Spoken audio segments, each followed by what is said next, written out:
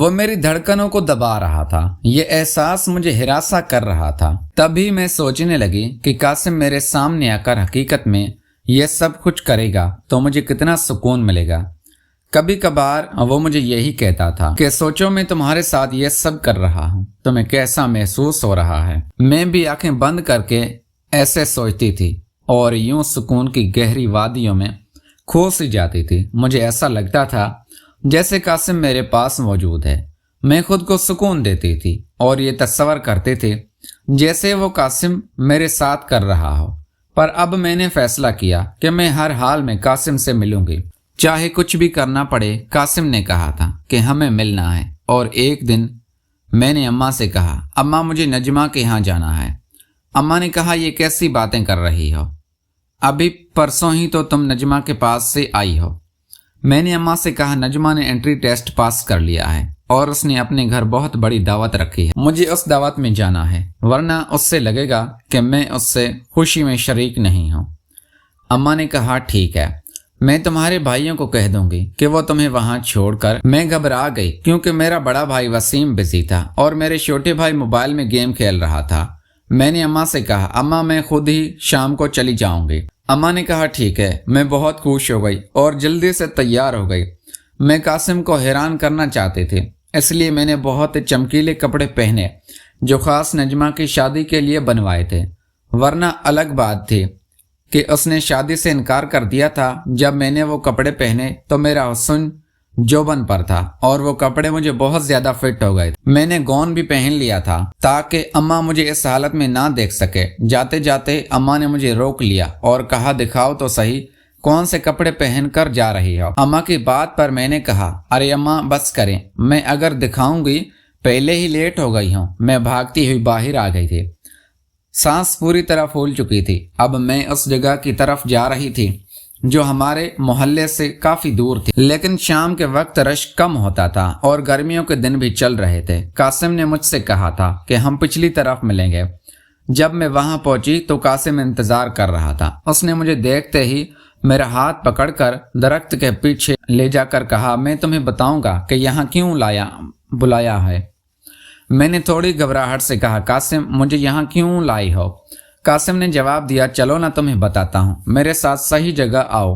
ارے یار مجھے تو یقین نہیں آ رہا کہ تم مجھ سے ملنے آئی ہو۔ آج تو ہماری ملن کی شام ہے، اب ہم دونوں کو کوئی بھی روک نہیں سکتا۔ آج تمہارے وجود کو سیراب کر کے رہوں گا، تمہیں ایسا سکون دوں گا کہ تم سب کچھ بھول جاؤ گی۔ پر مجھے تو لگا تھا کہ تم اس سے سج سنور کر آؤ گی، میں تمہیں دیکھتے ہی پرجوش ہو جاؤں گا، لیکن تم تو پوری مومنہ بن کر آئی ہو۔ قاسم نے کہا یہاں کوئی نہیں ہے، جلدی کرو ہم اپنی پیاس کو پورا کریں۔ اس کے ساتھ ہی قاسم نے میرے کپڑے اتارنے شروع کر دیے۔ اس نے جیسے ہی مجھے شوق کپڑوں میں دیکھا تو اس کی آنکھیں چمکنے لگی تھی۔ میری دھڑکنیں اس سے سمائل دے رہی تھی جن پر وہ اپنے دونوں ہاتھ رکھ چکا تھا۔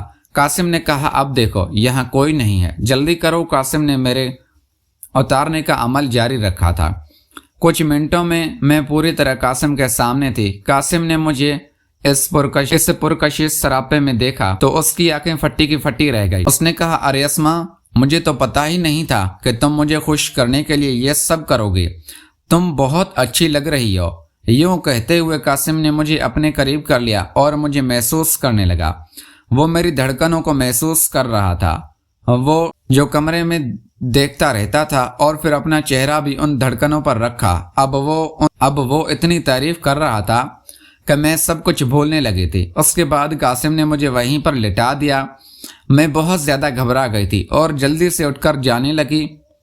نہیں قاسم یہ ٹھیک نہیں ہے، مجھے بہت ڈر لگ رہا ہے کہ یہاں کوئی آ جائے گا۔ قاسم نے کہا فکر مت کرو، یہاں کوئی نہیں آتا، یہ تو کپل پوائنٹ ہے، اگر یہاں کوئی آئے بھی تو یہ بہت عام بات ہے کیونکہ یہاں پر ہر کپل یہی کرتے ہیں۔ اس کی بات سن کر میں گھبرا گئی کیونکہ مجھے یاد آیا کہ یہاں تو کپل پکڑے جاتے ہیں اور پولیس انہیں لے جاتی ہے۔ قاسم نے کہا وہ بات بہت پہلے کی تھی، اب ایسا کچھ نہیں ہوتا۔ یوں قاسم نے میرے جسم کو دبانا شروع کر دیا اور اپنی حرکتیں جاری رکھی۔ کبھی وہ میری گہرائی میں جاتا تو کبھی میری دھڑکنوں کو محسوس کرتا۔ اس کا بس نہیں چل رہا تھا کہ وہ مجھے خود میں سمیٹے اور وہ میرے ساتھ یہی سب کچھ کرتا رہے۔ جب اچانک پیچھے سے کسی نے قاسم کے سر پر کچھ مارا تو وہ مجھ سے دور ہوا۔ جیسے ہی میں نے دیکھا تو پولیس کھڑی تھی۔ پولیس کو دیکھ کر میرے قدم رک گئے تھے۔ میں نے جلدی سے خود کو چھپانے کی کوشش کی۔ پولیس نے کہا، اچھا تو یہاں نین مٹکے چل رہے ہیں، تم دونوں کو شرم نہیں آئی اس جگہ کو بدنام کرتے ہو؟ آج ایسا سبق سکھاؤں گا کہ تم لوگ یاد رکھو گے۔ قاسم گھبرا گیا اور کہا، نہیں ایسی بات نہیں ہے، ہم دونوں کی شادی ہونے والی ہے، ہم بس شادی کرنے والے ہیں، پلیز ایسا مت کریں۔ پولیس نے کہا، اچھا پھر تمہاری مدد والی بیوی تو بہت ہی خوبصورت ہے، کیا مال تم نے پٹایا ہے؟ پولیس والا مجھے ایسے دیکھ رہا تھا جیسے میں کوئی کھانے والی چیز ہوں۔ قاسم کچھ دیر خاموش رہا، پھر مجھے کہنے لگا، رک جاؤ میں انہیں سمجھاتا ہوں۔ وہ پولیس کو ایک طرف لے گیا۔ کچھ دیر بعد واپس آ کر کہنے لگا، اسما تمہیں قربانی دینی ہوگی، تمہیں کچھ دیر کے لیے پولیس والوں کے ساتھ کرنا ہوگا۔ قاسم کی بات سن کر میرے پیروں تلے زمین نکل گئی۔ قاسم نے کہا، اس کے بغیر کوئی چارہ نہیں، یہ ہمارے ماں باپ کو ساری سچائی بھی بتا سکتا ہے، اسی لیے تمہیں تھوڑی قربانی دینی ہوگی۔ میں بے بس تھی لہٰذا مان گئی۔ پولیس نے مجھے الگ کیا اور میرے ساتھ وہ سب کچھ کیا جو میں نے کبھی تصور بھی نہیں کیا تھا۔ قاسم کو تصور کر رہی تھی اور پولیس والا مجھے وہ سب دے رہا تھا۔ میری چیخیں بلند ہو رہی تھی اور قاسم دور کھڑے ہو کر یہ سب دیکھ رہا تھا۔ پولیس والا میری دھڑکنوں کو اس طرح تھام رہا تھا جیسے پہلے کبھی چیز دیکھی نہیں ہو، اور پھر میری گہرائی کو چھو رہا تھا اور اپنے ڈنڈے سے میری گہرائی کو ناپ رہا تھا۔ کچھ دیر بعد جیسے ہی پولیس والے کو تسلی ہو گئی کہ سب کچھ ہو گیا ہے تو وہ الگ ہو گیا۔ پھر اس نے قاسم سے کہا کہ جلدی سے جو کرنا ہے کر لو، اس کے بعد اس سے واپس لے جانا، اور جب تک تم اس سے ملو گے تب تک تمہیں مجھے بھی رشوت دینی ہوگی۔ قاسم نے اس کی بات مان لی۔ وہ مجھے لے کر ایک اور جگہ لے گیا اور وہاں یہی سب کیا۔ میرا حال بہت برا ہو گیا تھا۔ قاسم نے کہا، مجھے معاف کر دو، کاش میں تمہیں یہاں نہ لاتا تو یہ سب کچھ مجھے نہ بھگتنا پڑتا۔